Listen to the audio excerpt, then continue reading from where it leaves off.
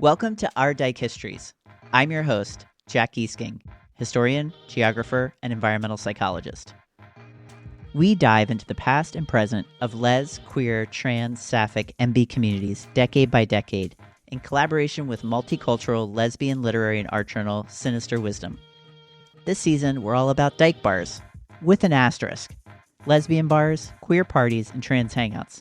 The structures that made them necessary, the lives they made possible, and the worlds we made from them. Our Dyke Histories. Come for the history, stay for the revolution, gossip, and desire that built us. Buckle up, buttercups, because we're going back to the 70s. If you think you hate lesbian feminism, get ready to find some magic in this decade and embrace lesbi, queer, trans, and sapphic complexity. These dyke ecosystems create an infrastructure of spaces that mean we don't have to hang out only in those dark back alleys. Bars and parties, they're no longer the quintessential space that dykes need for survival. But at the same time, the bars and the parties will stay our primary. I guess maybe we could even think about this as a poly relationship. Les, bi, queer, trans, sapphic bars and parties were the publics to see and be seen in. They were the places to share fashion, information, to learn what was going on, to learn how to date and who to date, just as much as they are still so many ways today. I did it again. This chat was so on fire, y'all, that this is a two-parter. Enjoy part 1 of 2. We have 3 amazing guests this week. Let me introduce them and some of the knowledge they'll drop to help you rethink queer history and your crush on, despising of, and or indifference to dyke bars. First, here comes SaraEllen. Hi, I'm SaraEllen Strongman. I am writing a book on Black feminist sociality and literary culture in the 1970s and 80s. Her book in progress is titled The Sisterhood, Black Women, Black Feminism, and the Women's Liberation Movement. We'll particularly talk about women of color are starting to call out that bars don't always work for them. One of the major figures in my book is Pat Parker, a Black lesbian feminist poet who spends a lot of her life in the Bay Area and is very active in the social and literary scene in the bars. A lot of the places that I encounter in my research bars is as places that are not as welcoming to women of color. I also wanted to bring in a journalist, researcher, and professional podcaster. And her accent is awesome. I'm Jean Thomas. I am a journalist, a podcaster, and I'm the author of A Place of Our Own, 6 Spaces That Shaped Queer Women's Culture. I'm in Edinburgh, Scotland. June will especially help us think through the constellations of places that remain interwoven and interdependent with bars and parties. I personally am a very indoor person, but I do see the appeal of if our choices are, and of course they are not, the bar or the softball field, both have much to offer, but it does feel like the softball field is probably better for us overall, even though clearly in the Great War, the bars won. Now here's Maxine Wolfe. Last, but the opposite of least, as someone who co-founded the Lesbian Avengers and played a wildly significant role in ACT UP, along with a multitude of other activist groups. I'm in Brooklyn, New York, where I'm born and bred. I'm a lesbian activist. I was on the faculty of the Graduate Center at City University of New York. I wrote up about the history of the social production of lesbian bars. I'm still one of the coordinators of the Lesbian History Archives. Right. And how many years has that been? Many. Let's see. I started in 1984. 40 years. That's right. It's amazing, Max. Content warning. We will use different language for different identities that change over time, and you might not always agree with these thoughts on lesbian feminism, but they're definitely going to make you think. And now, away we go. As we're talking about lesbian bars, queer parties, other forms of sociality that had some sort of beverage attached to them, when you think about the landscape of the 70s, what do those spaces look like? Well, the ones that I went, they were very diverse. I couldn't tell you what they individually looked like. In the early part of the 70s, a lot of them were still run in New York by the mafia. But by the mid-70s, that was no longer true. And there were more bars opening that were being opened by individual owners. There were also other alternative spaces that people had created. There was the Women's Coffee House, restaurants. I'm trying to remember the name of Mother Courage. the rest. Mother Courage, right. So there were plenty of other, and there was the women's building, which had been taken over by a group of women in, I guess, 1973. And it kept going until well into the early 90s, actually. I do think it's super important to talk about those other places. I remember when I was working on a story about gay bars, so gay and lesbian, I spoke with Urvashi Vaid, and she said it's kind of one of the failures of the queer movement that there's so many people who go to bars every weekend. A tiny fraction of those people has ever been involved in queer politics. And I think that maybe changed in the fight for marriage equality. I think that was maybe a cause that kind of more people could attach themselves to. Maybe bars themselves became more politically engaged. But there's an aspect of queer sociability that, like, we're, especially some of the people on this call have been amazing political activists. And yet we spend so much time talking about bars, which for a long time were the antithesis of political action. I would also say that in New York, the bar owners did not want anybody doing any activism. Yeah. If I would come with a leaflet, I couldn't get inside. I'd have to be outside. And that went for a march, for a meeting, for anything. They wanted the people who came in there to drink, not to do politics. Now, I remember the first place that really welcomed political people in New York was a bar called Crazy Nannies. They not only invited people in, they actually held fundraisers. And that was mostly, they started by doing it for the Irish Lesbian and Gay Organization. The Crazy Nannies was owned by Elaine Romagnoli, who was somebody that I spoke with long after she had left being a lesbian bar owner. She was still involved in bars in a very frustrated way, working with straight men who just drove her crazy because they didn't appreciate her expertise until there was some problem, when suddenly they wanted to know what she would do. That was her activism. And I've heard that from other people who run bars, that bars are the place where most people go as their first, oh, I think I might be queer. I'll go to a bar and find my people. And they see it just having a bar, having a place for people to go, as activism. She did talk a lot to me about that. She saw it as a place to organize, as a place to raise funds. When we think of the lesbian feminist 1970s, we definitely imagine a political time, but bars couldn't be less political. What a radical change in dyke bar culture in the second half of the 20th century. When we think back to the 1950s, I wonder how much the bar being apolitical was to make any shared public space that didn't have to deal with the cruel reality of state oppression and violence. What you were saying about bars just being very opposed to having any kind of organizing happen in them. I read about a bar in Portland, Oregon, that was run by lesbians in 1977. So it was in that time when bars were changing. And they wanted the people who went there to be fair to them, because the women who went to the bar expected much more from a bar that was owned by lesbians. They wanted, well, why can't we organize? Why can't we play women's music? Why can't we have political discussions? The women said, well, you can kind of do that anywhere, but people who come in the bar wanting to have a drink, they don't really want you to buttonhole them about politics. You can't really play women's music. People don't want to dance to that. The bar that's owned by guys down the street that you patronize, they don't do those things either. This is a place where people come to relax and get away from politics and problems. Even lesbian operated bars that were potentially open to politics had a resistance. There's a lot of that around the whole country. In the 1970s, you need to understand that most bars were very working class spaces. They were deeply butch femme in their identities, but lesbian feminism would bring massive shifts about what gender was and what it could look like. The queen herself, Joan Nestle, says that they created their own genders in the 40s to the 60s. I'm sure she's right. But by the 1970s, there's a bit of, at times, an us versus them fight going on, which is a bummer. You can't have gender and you can't have class without what? You guessed it, sisters, brothers, and themsters, race. We also just heard about Elaine Romagnoli. I'll remind you who she is as we go on, but Elaine is a major character in New York City dyke life. She also happens to be the only lesbian bar owner that I know of who had a New York Times obituary. Well done, Elaine.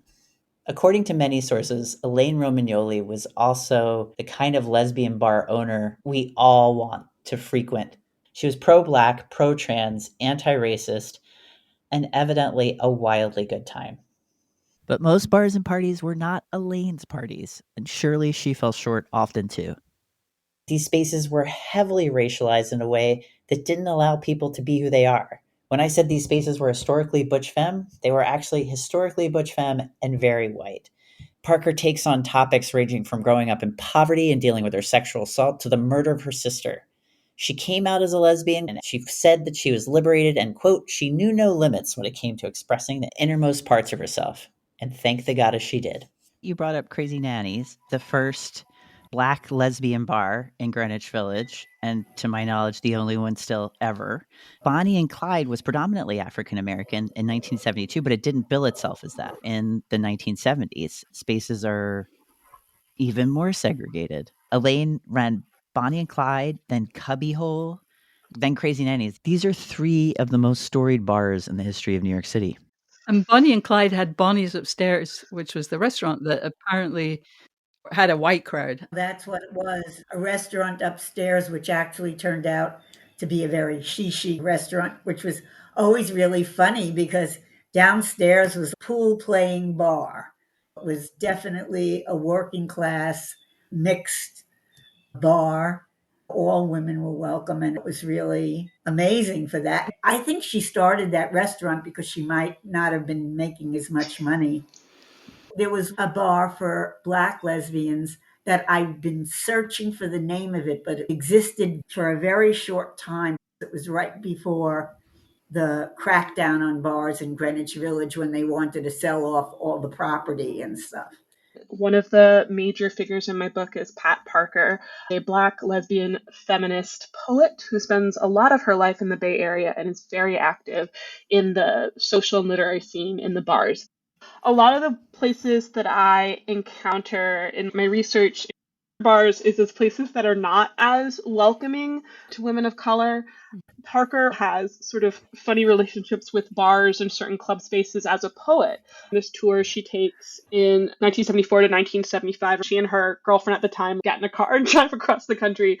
Bars are places sometimes where she's performing with musicians, and musicians want a higher cut of the door, and she gets really upset about that. Actually, in DC, there's a moment where this happens, but one of the women who is in attendance says, why don't you do another reading? And so Sharon Goodman invites all these people to her house, all of these Black lesbians, and Parker does a reading there. She has all this booze and takes money at the door. And Parker talks about that as being such a more enjoyable experience to be surrounded by these people. And she wrote a bunch of letters that are really funny. She complains at various points on the tour when they're staying with people that like all the white lesbians are vegetarians and she can't. And she's from Texas originally. She wants to eat good food, and like these are her people. So these bars are also a space where some of these different social tensions emerge. And that's not to say that Parker doesn't frequent bars. She goes to and performs at Ollie's. She's a regular at Maud. She is also a regular patron at, and it's not a bar, it's a cafe, the Brick Hut, also called a Dyke Diner. There's a song that Mary Watkins records on her first album with Olivia Records in '78. The cover of that album is a shot from inside the Brick Hut. And Parker pens the lyrics for the song Brick Hut. Being a fun community place, they've got everything from drinks to scrambled eggs. So they're in the Bay Area. All of these other things that are next to bookstores, close to coffee huts, things that aren't bars, but are still very much a part of that same social milieu. Yeah, it feels like in the beginning of the 1970s, you're entering with this very extreme butch femme working class expectation in most bars. And by the end of the 1970s, feminism and lesbian feminism has reinvented all of these places, as has softball. Ha! You think I jest, but the reason that we make all those jokes about softball is a major paradigm shift. We laugh about softball as one of those core Dyke tropes, and I had no idea about this until I talked with June, Max, and SaraEllen, but it might have even saved some of our lives. Whoa. As we start to see, the way race, class, and gender structured Dyke life didn't just stay in the bars. And bars don't end at a physical doorstop because how they operate shapes the entire Dyke world in the 1970s and in the same way I would say today. Softball is this huge economy of people coming in en masse, and everyone who wants to flirt with them and date them are going to these bars. Actually, one of the ways that bars show up in Parker's life is through some of these other lesbian spaces. Ooh, most excellent. Say more. So it's through rec sports league, specifically softball. Mm. In 73, 74, in the Bay Area, there's basketball leagues, softball leagues. One season, a bunch of women of color, so Black women, Asian American women, Latina women, Indigenous women, are playing in this league, but on different teams. And they're having uneven experiences. So a bunch of them get together and decide for the next softball season, they're going to form their own team called Gente, which is Spanish for people or folk. That year in the Bay Area Women's Softball League, there are 10 teams. 9 of them are bar teams. So they have bars as like home places or as sponsors. And Gente is the one team in this league, the 10th team, that doesn't have one. And part of this is because there's sort of a tension for them between the bars being places they can congregate. And actually, Lesbian Tide does this like cover story on them where they interview the whole team. It's really cool. So they say like, one of us goes in, we're invisible. But the whole team shows up and it really changes the space. We're seen as threatening, violence might happen. One of the women in this interview says, I don't think third world women need to be in the bars. The bars are for white women. We can create other spaces where we can have this socialization.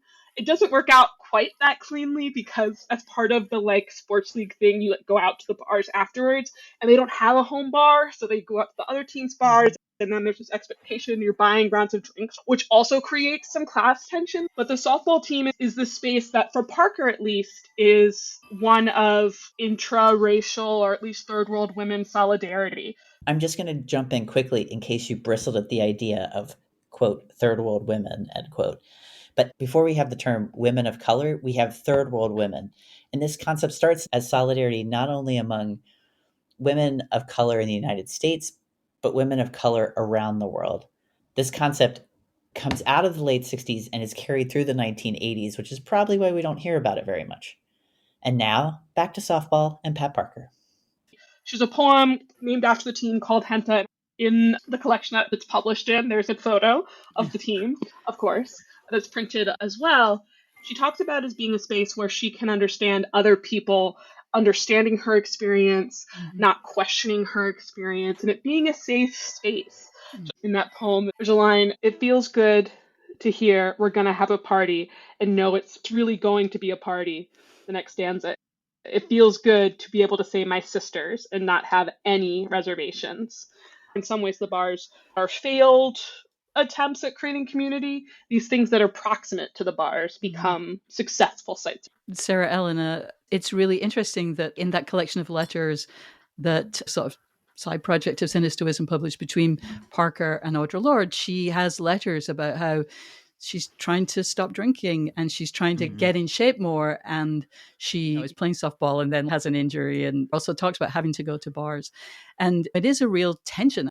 Obviously, it's wrong to suggest that bars and softball are in opposition because, as you said, like 9 of the 10 bars in the Bay Area Softball League were sponsored by bars at that point. I think what you're getting at here, June, is how lesbians now in the 70s finally have places, primary places in their Dyke lives that aren't foremost defined by alcohol. And poignantly, the first LGBTQAA meeting is going to launch in the 70s. Yeah. They're another component of potential lesbian socializing that might be more healthy, that might be more a sort of a cleaner socialization. You know, you're not out at night, actually, to play softball. You're outdoors.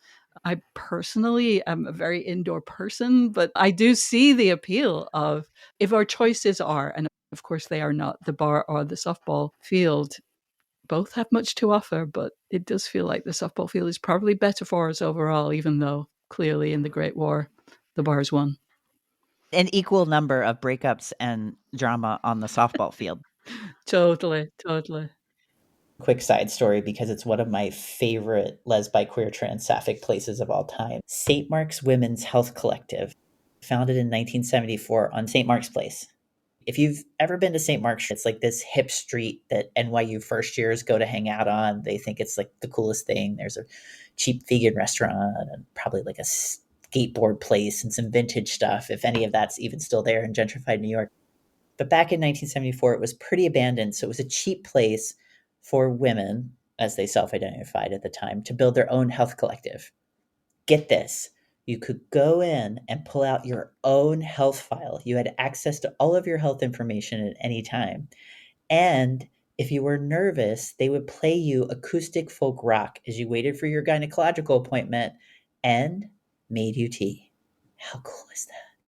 I do think that, again, softball is another potential political organization. For the most part, it isn't. But in my book, I talk about Alpha, the Atlanta Lesbian Feminist Alliance. They were a very political lesbian feminist organization, and they knew they needed to recruit more women because they'd kind of maxed out from their network. They said, where are the thus far apolitical women? They knew it was the softball field. During that process of starting teams and teams playing in the rec league, several of them got in touch with their inner jock. At that point, there was no Title IX. They hadn't ever had any training. So many of those early softball teams, the feminist ones, were really about helping women to get some training, to learn what it would be like to use your body in a athletic or athletic adjacent way, that it can be both a fun thing, that it genuinely is, but also can be something that helps organize. When Alpha started its first team, they went from having 35 members to 100. Also, it changed the group completely because that's 65 women who weren't necessarily as political. So it changes things, but it expands things too. At this point, if there's one thing you take away from this podcast, besides our love of softball and why, is that lesbian feminism contains multitudes. It contains multitudes in the ways it's going to shape and rework dyke bars and parties, and also in the fact that we can really have multiple voices in the same space, even if they're cacophonous. Political activism started to work and look differently over time. Also, as a heads up, Maxine Wolfe is actually about to disagree with herself and everyone else in the pod. That's what a longtime activist is great at, thank the goddess. The image of bars that's coming out, it doesn't sit with me because they were mostly working class places. Interestingly, I took a group of dykes to a bar that was in my neighborhood that I grew up, which at that point was an Orthodox Jewish neighborhood, the edge of Borough Park. But this one was interesting because I felt like I was walking into the past because everyone in it was butch femme. This was 1982. It was not in the 70s. Mm-hmm. While we spend a lot of time talking about bars in Manhattan or across New York City, most bars in the 1970s didn't list their address or publicize themselves for safety, or they lasted so briefly they didn't have a chance to do so, or they didn't even have a newspaper to publish their address in. Okay. Also, that Deb Edel and Joan Nessel, they organized in bars. That's how they got the Lesbian Herstory Archive started. They went into bars, they had shopping bags, they had things that were theirs or Mabel's or somebody else's, okay? And they did show and tell to get people to start giving them their papers. Wow. Wow. I've never heard that, Me Max. neither. Oh my God. Wow. I know you've heard about her in other episodes, and really we shouldn't have an episode without Mabel Hampton because so much of our history wouldn't be possible without her. Hampton lived from 1902 to 1989. She was a dancer during the Harlem Renaissance. She's a well-known Black lesbian activist, and her materials are in some ways the basis of the Lesbian Herstory Archives, ranging from oral histories to cards she gave out at a rent party for the 1930s with her partner, Lillian Foster. She marched in the first National March on Washington for lesbian and gay rights, and she spoke at the New York City Gay and Lesbian Pride Parade. She was even named Pride Marshal in 1985. She was also wildly adorable. Check out her photos online. They went to any place that there were lesbians. And that was a major place for lesbians in 1973, 74. Even though Joan belonged to the Gay Academic Union, she comes from a working class background, as I do. And that's where she thought to go, to the bars, which is where she came out. I think it's one of the reasons that our collection is so broad and has every kind of lesbian you can imagine, because we never had the image that any place that you go to that has lesbians or dykes in it is necessarily unpolitical just because that's where they are. It could be that that's the only place there is. Yeah. So that was one thing that I definitely wanted to make clear. That's the place for people to go to. Yeah. When I was looking at the Gale Archives of Sexuality, which is a huge gender and sexuality online archive, if you haven't come across it, one thing that really stuck out to me, I am a geographer, was the number of materials I kept seeing from the Rust Belt. I was just really struck by that because we wind up hearing a lot of stories about coastal cities like New York, DC, San Francisco, LA. But most of the newsletters I was seeing were actually from places like Milwaukee or Buffalo, Detroit. And the first researched lesbian history was Elizabeth Kennedy and Madeline Davis's Boots of Leather, Slippers of Gold, which takes place in Buffalo. They really look at the period from the 30s to the 60s, focus a lot on dyke bars. And then, of course, Stone Butch Blues by Leslie Feinberg in the 60s, 70s, and 80s, which takes place in Buffalo and New York City. And I remember laughing to myself, looking at these materials, thinking, oh my gosh, are all lesbians from Buffalo? But then I said, actually, it's labor, right? Where can gender nonconforming people, where can butch people get jobs? They can get union jobs. That is a stable job that they can get. Where can femmes get jobs? They're often forced to work as sex workers or work in jobs where they deeply have to hide who they are. And when you finally have an income, maybe even two incomes for working class people, you can solidly rent a home together. You can even perhaps purchase a home. I mean, if they stay together with all the pressures. So working class sexualities start to flourish even more, particularly white working class sexualities, because who's going to get union jobs, right? And they're happening especially in these areas and places where there's strong labor. Is another way of being political. Like Leslie Feinberg was never not political. Right. And also at this moment, some lesbian feminists are going to show up and say, particularly about gender nonconforming people, butch people, and those that love them in the 1970s, that they're not doing lesbianism right. Am I right? Yeah. And I'm being polite. They think they're being anachronistic and patriarchal. They're mimicking men. They're mimicking the worst part of the straight relationships. There's a lot of agony and antagonism. It often falls out across class lines, just like in the 1950s when Daughters of Bilitis talk about, quote, bar dykes, end quote, that these are these horrible people. You don't want to hang out with them. We're going to meet and be civilized and middle class, mostly white women. Okay, so I had always heard that the Daughters of Bilitis, or Daughters of Bilitis, we debate this as queer historians, came out of the Madison Society meetings when the gay boys told them they could only be their secretary. With more digging, I found out they were founded in 1995 by Rosalie Rose Bamberger, a Filipino woman who was working in a brush manufacturing shop who just wanted a place to hold parties and dance with her girlfriend. While Daughters of Bilitis did create the first national lesbian newsletter, for which we are deeply grateful, it did become a very solidly white middle-class organization. I've heard very little of their partying culture. Time is so relevant here, which is what you're getting at. I'm solidly working class. And when I moved to America, it was 1982. And there was a rejection of butch femme. There was a rejection of working class identity, really. And bars were becoming more, I don't know, I can't think of a posh word for it. When I was going to bar, like they weren't political. And that helped me latch on to that idea that, oh, the bars were rejecting politics. So I'm very glad that you push back against that, Maxine, because, yeah, clearly that's such a great story about Deb and Joan. What you made me think of, Maxine, was even beyond bars as sites of politics, politics around bars. So the first time I went to Lesbian Herstory Archives in Brooklyn, I was a grad student, and I was looking for some stuff. Deb Edel actually pushed me towards some things. There are some places that I had never heard about that I first learned of at the Lesbian History Archives, and one of them is DARE, Dykes Against Racism Everywhere, of which Maxine was a founding member. Her and Joan Gibbs did such incredible work. Sort of part of what comes out of this lesbian anti-racism is also organizing around imperialism, but definitely domestically around police violence. So this is also, I think, 1982, Maxine, with Blues. Yeah, There's a police raid of a bar in Midtown.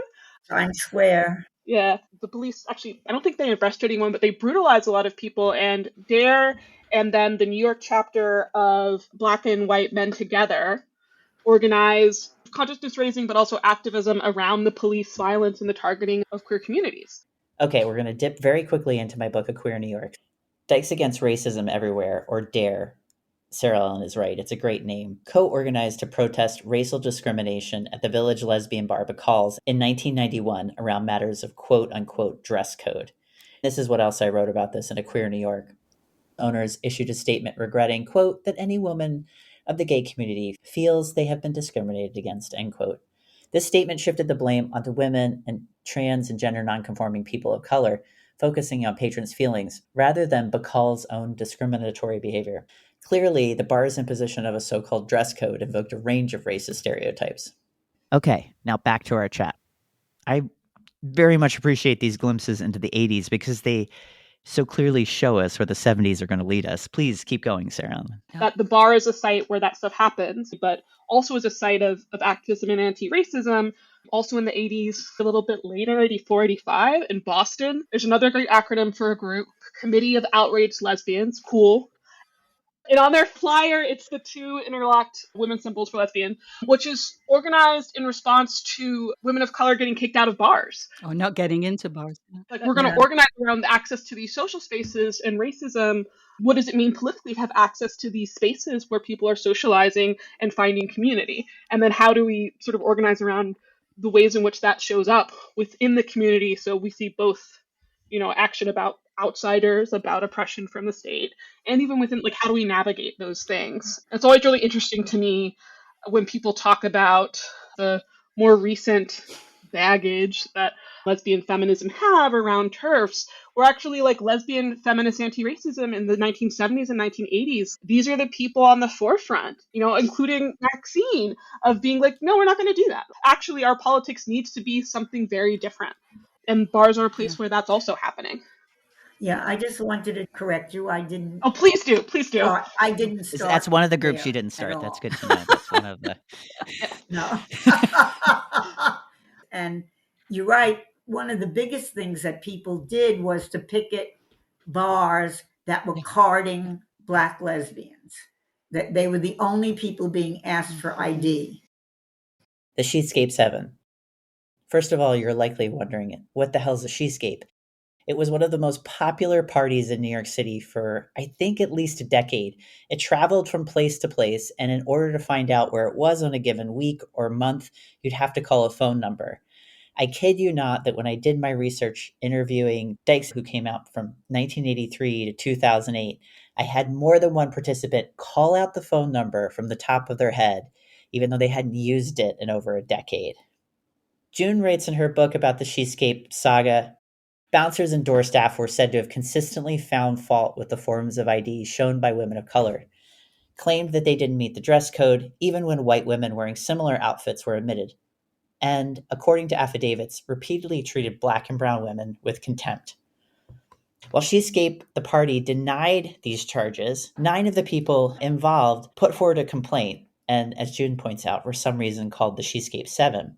One of the complainants was none other than 4-time Newbery Honor winner, former Young People's Poet Laureate, and MacArthur Fellow Jacqueline Woodson. Again, quoting June, it was only when Woodson and her teammates in Brooklyn's Prospect Park Women's Softball League were talking about their experience at Shescape events that she says they noticed the pattern. Quote, we realized they were not letting Black women in, especially Black women who were coming in with other Black women. Her friends have this realization in the 80s. We've already talked about Parker and her friends, the women of color softball team in San Francisco, figuring this out maybe even a decade earlier.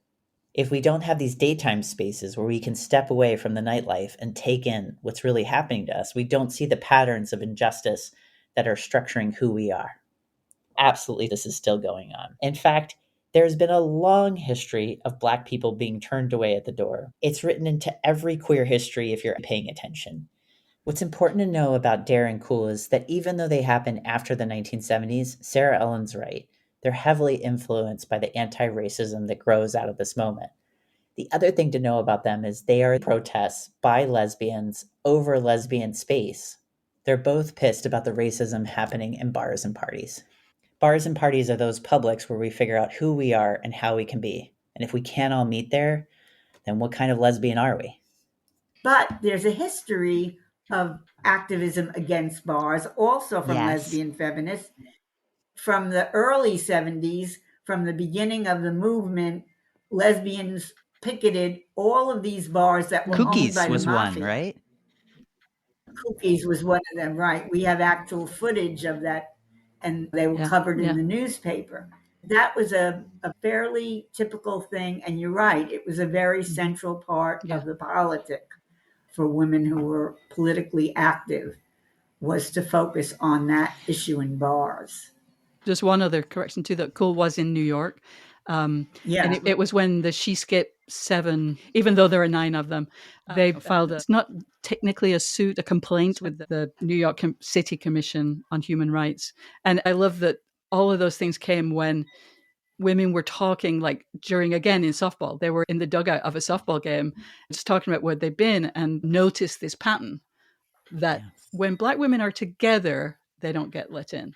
Then they went to Brooklyn Women's Martial Arts, where many of them trained and did more organizing. So these places are so interlocked. But yeah, a lot of the activism starts in a bar and moves to these other places. Yeah.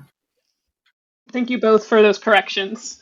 Marlene Colburn, who's a friend of mine, she and I started the Dyke March Committee when the Avengers kind of folded. The lesbian Avengers of the early 1990s, yeah. Yeah. We took it over. She is still an activist. Mm. She's also a Black Dyke, but she was one of the people in Cool. Wow, we just covered a lot of Dyke political history really quickly. The Lesbian Avengers are probably the most famous lesbian activist organization of all time. They were formally founded from 1992 and 1995 in New York City, and people will debate that with me about whether they founded and got back together. And at some point in New York City, there's always a group of people identifying as the Lesbian Avengers. But that first early group that Maxine founded with none other than Anna Marie Simo, Anne McGuire, Anne Christian Dodesky, Marie Honan, and you guessed it, Sarah Schulman. They did incredibly dope actions. Their first action was to go to a children's playground at a school that was absolutely homophobic in the kind of curriculum they wanted to extol. And I won't get into the details here, but people can guess what's happening. It's 1992 if you know this. And they were refusing what was called the rainbow curriculum. So the Lesbian Avengers show up with a giant marching band and they give out balloons that say, "Ask me what a lesbian is," to all these little kids as they go to school. It was absolutely adorable. And you also have all these little kids saying, "Mommy, what's a lesbian?" It's just a wonderful way to do queer education. So Shescape 7 is 1986. And what's exciting to me about all these things we're talking about in the early 80s is how much this whole political infrastructure is being set up. I'll use Jed Sammer's word, lesbian potentiality. That's a great book. If you are into sci-fi or avant-garde film, this is your niche, my friend.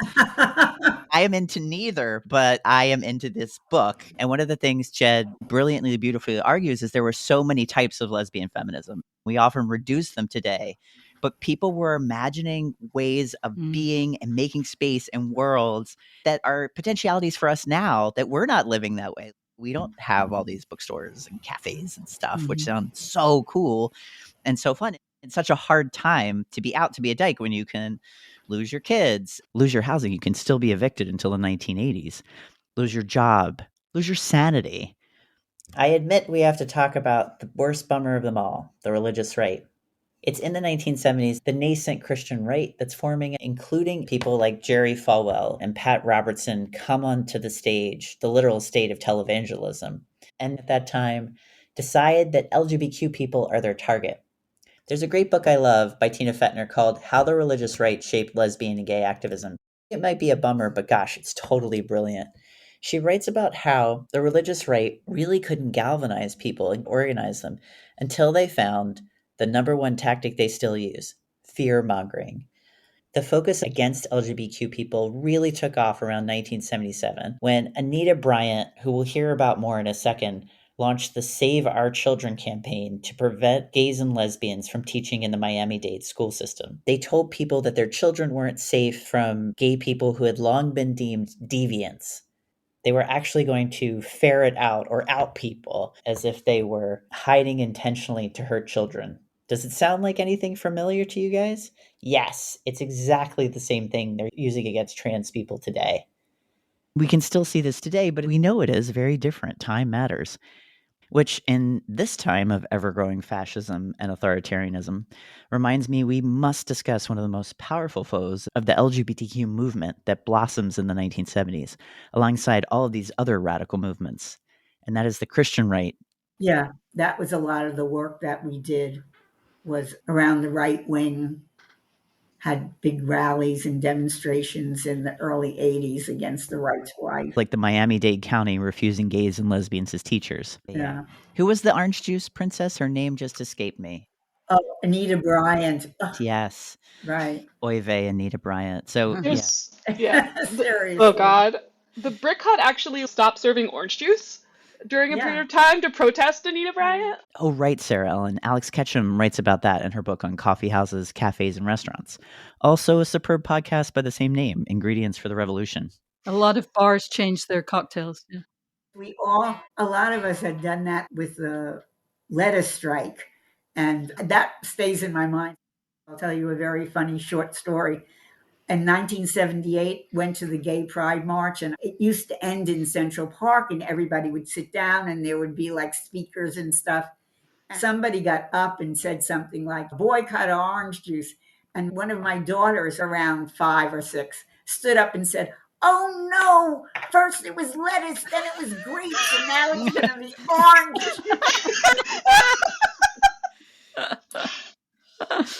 But you could hear a pin drop because everybody was listening to this speaker. And so you heard it everywhere.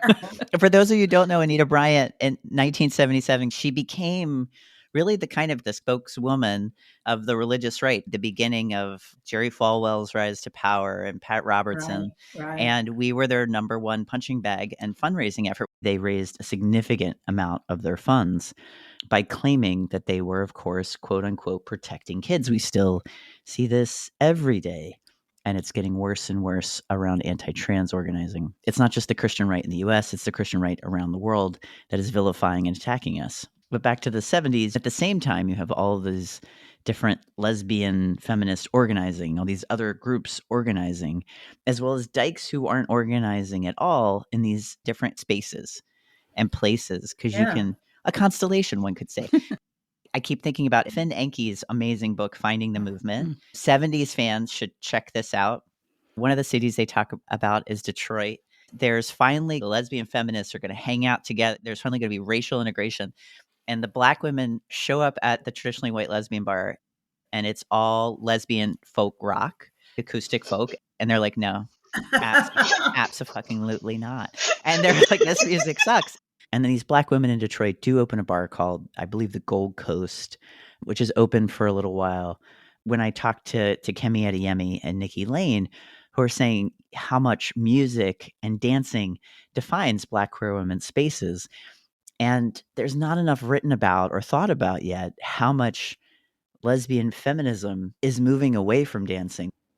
In fact, one of my participants in the 1980s said that the big lesbian NYU dance party was affectionately called the lesbian stand around. I'm going to paraphrase because everyone there would complain that everyone would literally just stand around. She said she danced. Yes, she was white. And people definitely danced by themselves. You didn't have to have a partner then, but what a title. The thing about the early 70s, was creating every institution that lesbians had been deprived of. Publishers, bookstores, clothing, music, teaching each other how to do sound so you could create records. It was an incredibly productive moment, and each of those things was political because they never existed before. Mm-hmm. There was no way to get that information or have that experience that people were having. Mm-hmm. It's really important to see how huge that covered every part of life. Seriously, just everything. Yeah. That's when you could have restaurants Yeah. besides the bars. But the bars always stayed. They stayed in the white community, especially. Parties, house parties, were big in the Mm-hmm. African American communities Mm-hmm. for a long, long, Yes. long time. Mm-hmm. Yeah, 100 years now, more. at least.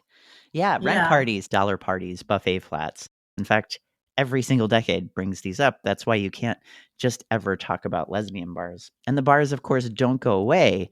This idea that, as you said, Maxine, everyone is welcome in Bonnie and Clyde's might have been true, but there are many Black and brown women who have written about not experiencing that welcome in most spaces.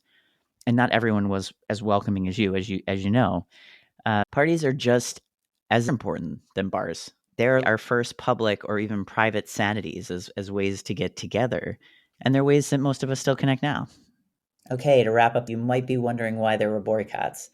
Well, just like BDS today, there have long been boycotts that many social movements, especially the LGBTQ movement, have focused on. We boycotted Colorado in 1992 when there was an amendment to prevent municipalities from enacting anti-discrimination laws against LGBTQ people. We see this stuff happening today, but we shut down so much tourism to the state that entire conventions were canceled. There's also the long-standing gay-ass boycott against Coors beer. It resolved technically in the 1990s, but I know many queers who still don't drink any Coors products. There's tons of products we know about and we're conflicted about, much like all of capitalism. Thank you again. I hate to tell you, but we're going to pause right here. We're going to jump in next week with more about fighting the religious right that we can still learn from. Today, we're going to talk about bars, of course, as well as how can we stop ourselves, coffee houses, softball sagas, anti-racism and racism, poetry, and it doesn't get any better, women of color, feminism, and consciousness raising. This stuff is so awesome. Where did this bridge called my back come from? What was the magic that built it? You will find out next week. Come back and join us next week. Bring your glove and your bat. You know that softball game is so on. SaraEllen Strongman is assistant professor in the Department of Afro-American and African Studies at the University of Michigan. She is editor of the recently published The Essential Poems by Pat Parker with Sinister Wisdom, 2025, and her scholarship focuses on Black feminist history and culture in the post-war U.S. June Thomas is a journalist and podcaster who spent 27 years at Slate, including roles as foreign editor, senior managing producer, and founding editor of Outward, Slate's LGBTQ section. Her 2024 book, A Place of Our Own, 6 Spaces That Shape Queer Women's Culture, tells the story of lesbian bars, clearly softball feminist bookstores, and more. Maxine Wolfe is one of the coordinators at the Lesbian History Archives. A longtime lesbian and feminist organizer, she was a member of Revolting Lesbians, one of the founders of the New York City Dyke March Committee, the Lesbian Avengers, the New York and National ACT UP Women's Committees, and Women for Women. She was on the national board of multiple organizations for reproductive rights, fighting anti-Semitism, heterosexism, and racism. She's professor emerita of environmental psychology at the CUNY Graduate Center. Woohoo! That's where I went to. And she's written multiple publications on lesbian bars, including probably the most well-known, Invisible Women in Invisible Places, Lesbians, Lesbian Bars, and the Social Production of People-Environment Relationships, which I'll absolutely have linked on queergeographies.com. Thanks for tuning in to Our Dyke Histories in collaboration with Sinister Wisdom. Connect with us on Instagram and Facebook at Our Dyke Histories. Follow and support me, Jack Gieseking, via my newsletter, Queer Geographies at queergeographies.com. It's packed with everything we couldn't fit into this podcast. Our Dyke Histories is run by a queer, dykey, and mighty team. ODH is hosted, edited, and produced by Jack Gieseking, co-produced and co-edited by Cade Waldo, and co-edited by Mel Weitzel. Our social media manager is Audrey Wilkinson, and our fabulous interns include Michaela Hayes, Sid Gunthart, Paige LeMay, Sophie McLean, and Sarah Parsons. Our theme song, Like Honey, was graciously gifted to us from Kid Orion at kidorion.com. We're forever grateful to our co-producer, Julie Enzer, and the entire team at Sinister Wisdom. Publishing since 1976, Sinister Wisdom recognizes the power of language to reflect diverse, multicultural lesbian experiences and to enhance our ability to develop critical judgment as lesbians evaluating our community and our world. We share our Dyke histories so we know more about who we are, how we were, and what we fight to never forget. Let's keep doing it, y'all.